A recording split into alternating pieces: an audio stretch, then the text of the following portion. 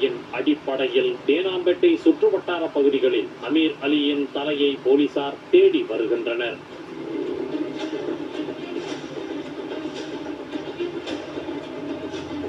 தலையில்லாத சடலம் என பரபரப்புடன் தொடங்கிய இந்த சம்பவம் மனைவி மற்றும் அவரது ஆண் நண்பர் கைது என்ற நடவடிக்கையோடு நீண்டு கொண்டே செல்கிறது. அமீர் அலியின் தலை மற்றும் கை கால்களை கண்டுபிடித்தால் மட்டுமே முடிவுக்கு வரும் என்பதால் அதற்கான நடவடிக்கைகளை முடுக்கிவிட்டுள்ளனர்.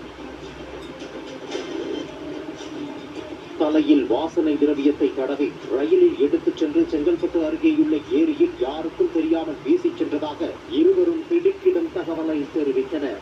மேலும் கை கால்களை மட்டும் மனைவி ரஹிமா தான் வசிக்கும் குடிசை மாற்று வாரியம் அருகே உள்ள கால்வாயில் வீசியதாகவும், சூட்கேஸை வாடகை வாகனம் புக் செய்து பெரம்பூர் ரயில் நிலையத்தில் போட்டுவிட்டு சென்றதாகவும் விசாரணையில் கூறியுள்ளனர்.